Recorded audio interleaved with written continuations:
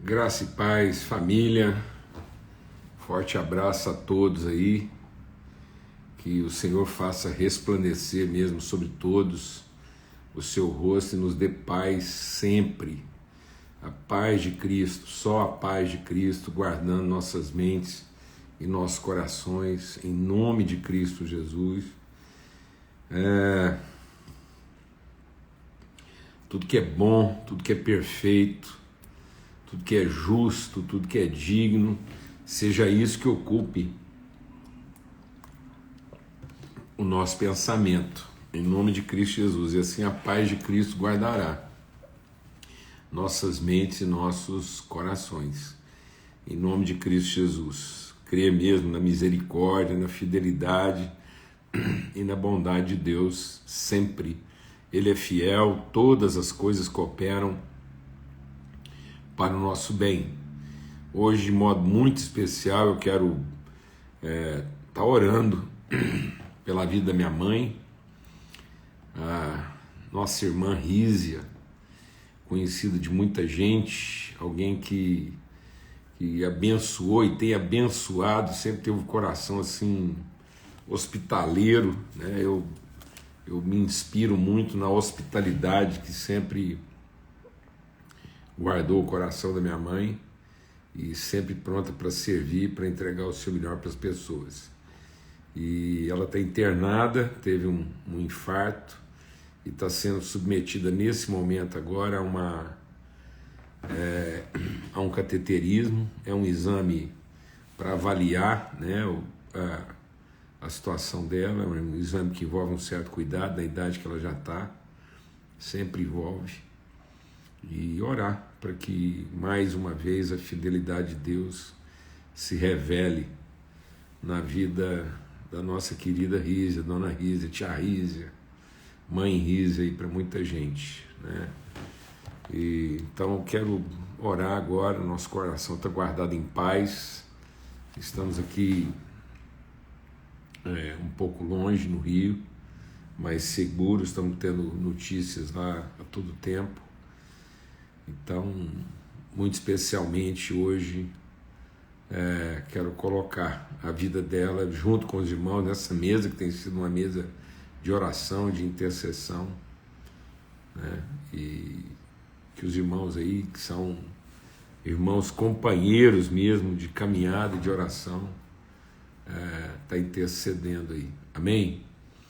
Pai, muito obrigado pelo teu amor, a tua fidelidade, e quero te louvar pela expressão da tua fidelidade na nossa casa, especialmente na casa dos meus pais, e a forma tão digna, tão honrosa, em todo o tempo, em toda a travessia, a gente recebeu de forma assim tão bendita, tão digna, tão honrosa o cuidado do Senhor, como agora.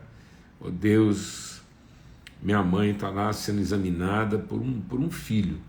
Quero te agradecer pela vida do Vilmar e pela casa do Ricardo, da Marcinha, o cuidado, a atenção, a dedicação de todas as pessoas, os cuidadores que cercam a casa dos meus pais, bem dizer mesmo o teu nome pela tua fidelidade e os cuidados do Senhor na vida deles. E conhecemos que toda a vontade do Senhor é boa, é perfeita e agradável. Que os teus planos a nosso respeito são planos de paz e não de mal, para nos dar futuro e esperança. Estamos totalmente descansados, ó Pai, na fidelidade da tua soberania sobre a vida de cada um dos teus filhos. E por isso mesmo podemos apresentar diante do Senhor o desejo do nosso coração. O desejo do nosso coração é que ela, uma vez mais, consiga superar esse desafio. Temos desfrutado há tantos anos da bondade do Senhor através da vida da minha mãe, Senhor. Mas sabemos que na tua infinita bondade isso pode se estender um pouco mais. E é o que nós pedimos, é o desejo do nosso coração. É só isso.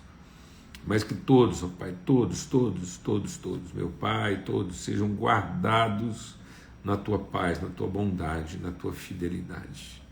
Em nome de Cristo Jesus, o Senhor, pelo sangue do Cordeiro, ó Pai. Amém e amém. Graças a Deus. Graças a Deus. Amém. A gente estava compartilhando ontem, né, sobre o princípio do muito mais além, abundantemente além daquilo que podemos pedir ou pensar. Então, viver o Evangelho nessa perspectiva daquilo que excede o nosso entendimento. A gente não viveu o Evangelho no limite do nosso entendimento. Às vezes a gente está ficando refém de querer entender, em vez de sermos conduzidos pelo poder conhecer. Então, muitas vezes, na ansiedade de querer entender, nós não estamos conhecendo, porque, na verdade, aquilo que Deus nos apresenta excede o nosso entendimento. Tem que ir muito além. Os caminhos de Deus são mais altos do que os nossos caminhos, e os pensamentos de Deus mais altos do que os nossos pensamentos. Por algum tempo, Deus caminha conosco em nossos caminhos, mas é pouco tempo, porque logo Ele nos conduz a um caminho que vai nos ajustar, vai nos justificar, como o Salmo 23. Ele nos conduz, Ele nos leva, Ele nos induz, Ele nos move, Ele nos impulsiona a um caminho que vai apresentar a nós a sua justiça. Esse caminho, ele faz uma travessia, e é uma travessia sombria, é uma travessia muitas vezes obscura ao nosso entendimento. É um vale que às vezes se nos parece um vale de morte, mas é um vale de ressurreição. É para que a gente possa atravessar esse vale e despertar para a vida numa perspectiva de eternidade e não de extensão, né? Às vezes a gente está querendo uma vida prolongada e não uma vida intensa na perspectiva da sua eternidade. Então nós vamos ter que atravessar o vale do nosso desconhecido, né? O vale dos nossos medos, o vale dos nossos limites, o vale da nossa timidez, o vale da nossa ansiedade. Enquanto ansiedade, enquanto medo, enquanto timidez, enquanto direito, a gente continua vendo as coisas como sombras, mas as coisas que a gente vê e percebe do lado do vale, né? Quando esse vale é atravessado, aquilo que era só sombra, né? Que era sombra das coisas eternas, então elas deixam de ser sombras e passam a ser plena revelação daquilo que é a eternidade, daquilo que é o propósito de Deus. Então há um desafio, há um vale a ser transposto, há um limite a ser transgredido, a ser ultrapassado, né, para poder entrar nessa dimensão do muito mais abundantemente além. E a gente quer compartilhar alguns limites aqui, né, que precisam ser ultrapassados na nossa vida, rompidos, para a gente poder discernir. Então, a gente está sempre no princípio da semana tratando de um princípio, e depois, durante a semana, a gente vai compartilhando, discernindo, aprendendo através do Evangelho a viver. A graça nos ensina, nos educa a viver. Tá bom? Então, aqui em Lucas, no capítulo 16, Lucas 16, Jesus conta mais uma parábola, né? Então, essa forma pedagógica de Jesus instigar a nossa forma de pensar. Então, geralmente, a parábola era uma forma de confrontação do pensamento, é uma forma de transgredir o pensamento normal e ser iluminado por uma maneira mais elevada, mais sublime, mais eterna, né? Mais iluminada, mais reveladora. Então, aqui em Lucas 16 diz assim: e dizia também aos seus discípulos: havia um certo homem rico, o qual tinha um mordomo, e esse foi acusado perante ele de dissipar seus bens. E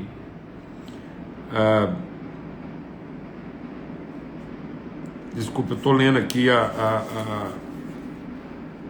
é isso mesmo.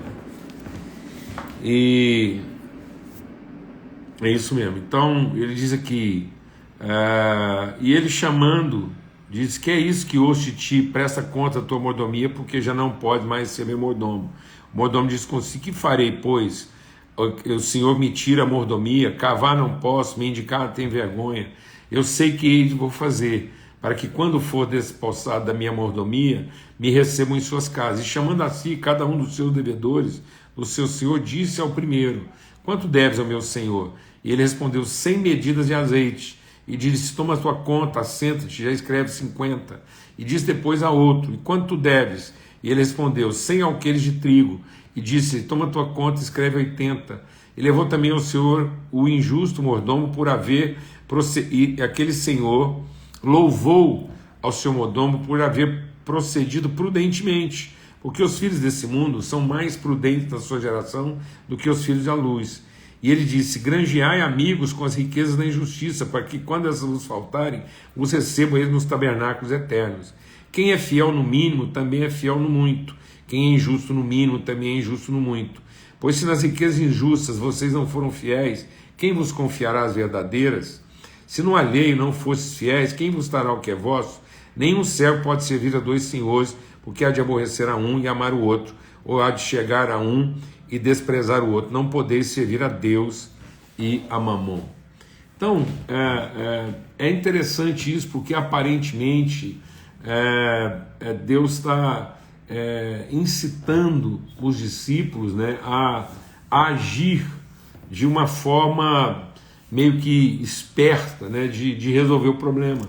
E na verdade ele está dizendo que naquilo que estava sobre a responsabilidade do mordomo, ele tinha autoridade, né, para abençoar as pessoas, para servir as pessoas de melhor maneira. Isso é uma esperteza que Jesus diz: olha, tem gente que na sua ignorância, mesmo não tendo conhecimento, né, daquilo que é a verdade, ele está agindo com mais prudência do que aqueles que de fato são conhecedores da verdade.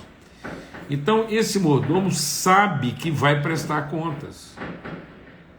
E sabendo que ele vai prestar contas de que na verdade ele é só um mordomo, ele não é o proprietário. Eu creio que aí é que Jesus está nos levando a pensar além daquilo que a gente tem pensado.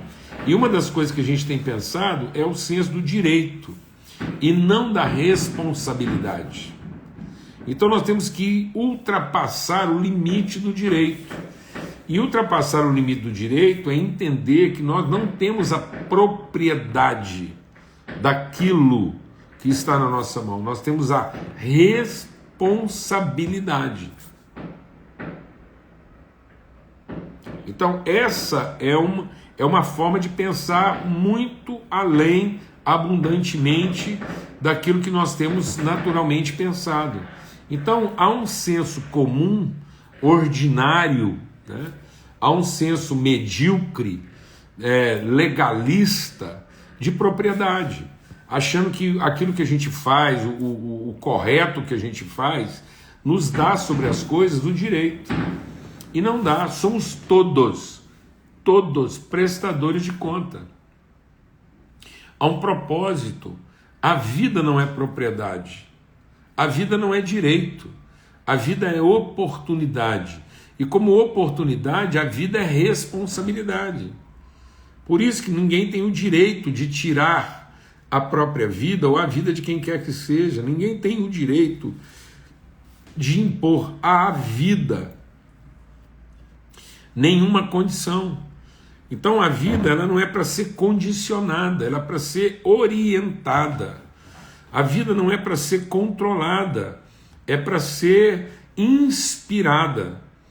Então Jesus não veio propor, Deus revelou para nós que não há lei que confira direito, porque ninguém é perfeitamente ou absolutamente, não há nenhum ser humano, né, caído que seja habilitado, ou perfeitamente habilitado, para ser isento, né, de avaliação ou de apreciação do seu Senhor. Todos nós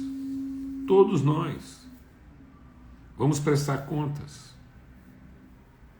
Nós somos mordomos, nós somos responsáveis, responsivos. A vida não é nossa propriedade, ela foi infundida, ela foi concedida. A vida é dádiva, a vida é favor imerecido, é graça. Deus, na sua vontade, decidiu usar o seu poder para compartilhar conosco a sua vida. Então nós respondemos aos motivos de Deus. Não é Deus que responde aos nossos motivos. Muitas vezes nós queremos que Deus responda aos nossos motivos, que Deus responda às nossas razões. Ô filhão, puxa, que privilégio, hein? Do outro lado do mundo. Imagino que aí agora está muito cedo, né? Porque eu já passei por aí, deve ser umas 6:30 da manhã e agora 6:20. Então é um grande privilégio ter você aí tão cedo, diretamente da Coreia, né? Aqui com a gente. É uma alegria, viu? É muito bom ter todos vocês aqui. Mas aqui a gente está virando a noite, você está aí virando o dia, né? Um abração, viu, para você, para a Ana aí, e que vocês sejam muito inspirados aí, e que sejam inspiradores aí no lugar onde Deus colocou vocês. Então, o que nós estamos compartilhando aqui é que dentro daquilo que são nossas atribuições de responsabilidade, nós podemos sim, né, usar desses recursos para que esses recursos alcancem. Então, o que Deus está dizendo é o seguinte: olha, aquele homem rico, ele agiu de maneira esperta, porque dentro daquilo que são suas responsabilidades, ele fez o recurso chegar ao outro e não se iludiu, né? Ele não se exacerbou na defesa de um pretenso direito. Então, amados, nós estamos todos sendo examinados. Nós estamos todos sendo examinados. E a nossa vida, ela está assim todos os dias, sob apreciação. E a gente não pode se ressentir disso. A gente não pode se ofender com isso. E nem se iludir quanto a isso. Por isso a palavra de Deus está dizendo aqui, olha, se vocês não forem infiéis, nem com aquilo que vocês administram de forma às vezes tão injusta, né, quem vai vos confiar as coisas verdadeiras? Se até naquilo que a gente muitas vezes assim não administrou ou administra tão bem, a gente não está conseguindo fazer o mínimo de justiça, né? Como é que a gente vai ser confiável diante de Deus em administrar coisas ainda maiores? Então tem muitas pessoas que se ressentem de falta de oportunidade, falta de condições, mas é porque elas se equivocaram. Tem muita gente equivocada. Tem muita gente sendo subtraída, e às vezes tem certas pessoas que elas ao serem subtraídas de certas oportunidades na vida, elas se ressentem de pessoas que não são tão boas administradoras quanto elas e acabam tendo condições melhores de trabalho. Não sei se os irmãos estão me entendendo. Às vezes tem gente que se esmera, se dedica e tem a pretensão de um zelo, né, de um controle, e estão sempre vivendo em dificuldade, em aperto, não conseguem alcançar felicidade, não conseguem alcançar plenitude, não conseguem alcançar seu propósito. Por quê? Porque lidam com aquilo como se fossem proprietários, como se fossem donos. Elas é que determinam, elas é que avaliam a si mesmas, elas estão sempre avaliando a si próprias, são autossuficientes na gestão e na avaliação. E Deus está dizendo, essa autossuficiência piora ainda mais a nossa limitação humana. Agora, se a gente quiser superar nossas limitações, superar nossas dificuldades, então nós temos que ser mais generosos. É isso que a palavra de Deus está dizendo, é isso que ele está dizendo aqui. Então a generosidade supera a legalidade. Então às vezes a gente podia estar sendo melhor aprovado, sendo mais generoso do que austero, porque na nossa austeridade nós vamos ser reprovados. Porque, no mínimo, a gente fez a gestão como quem tem direito e não como quem tem responsabilidade. Vou repetir. Algumas pessoas pensam que serão aprovadas na sua austeridade, no seu legalismo. E não percebem que na sua austeridade, no seu legalismo, certos ou errados, nenhum de nós vai passar isento no exame de Deus.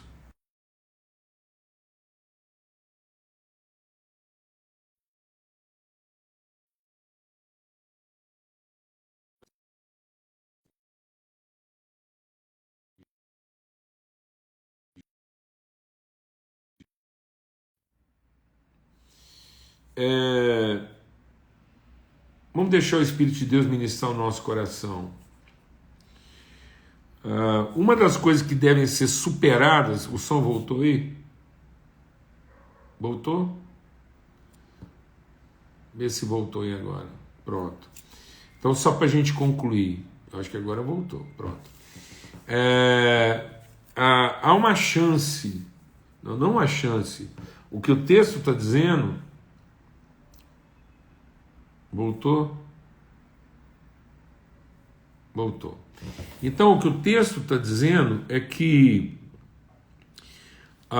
Deus está mais interessado na nossa generosidade do que na nossa austeridade.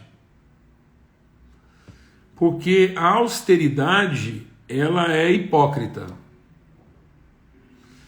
E a generosidade, ela pode, no mínimo, gerar um ambiente que favoreça a todos, inclusive a nós mesmos. Então, se eu criar um ambiente de generosidade,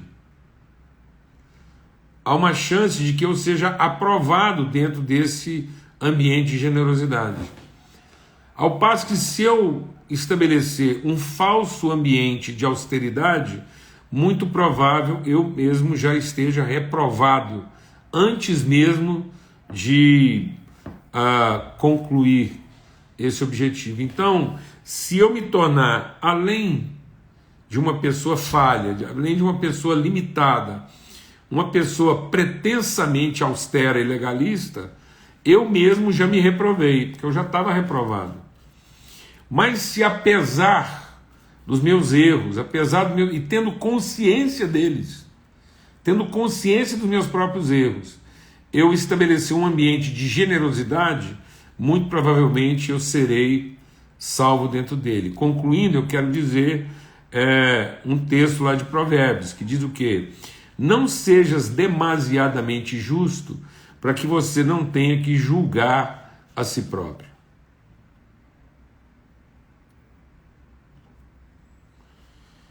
Não seja tão austero e tão rigoroso na tentativa de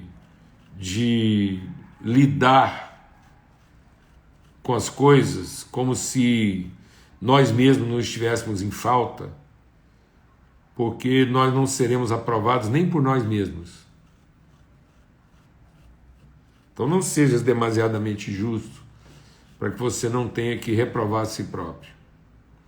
Mas consciente das nossas próprias falhas e consciente das nossas próprias limitações, vamos trabalhar um ambiente de mais generosidade. Isso é ir muito mais abundantemente além do que pedimos ou pensamos. Amém? Em nome de Cristo Jesus. Somos servos do Senhor, queremos fazer o nosso melhor, nos empenhamos em fazer o nosso melhor, mas isso não quer dizer que no meio do caminho a gente não tenha cometido equívocos ou tropeços, e isso deve conferir a nós um coração misericordioso. Bem-aventurados os miseráveis de espírito, porque alcançarão misericórdia. Então, quanto mais consciente das minhas próprias falhas, eu não devo esconder, eu não devo dissimular minhas próprias falhas à custa de austeridade. Mas eu posso compensar, no sentido bendito, né, da palavra, minhas falhas com mais generosidade. Amém? Aleluia. Em nome de Cristo Jesus, Senhor, um forte abraço. Até amanhã, se Deus quiser. Fica na paz.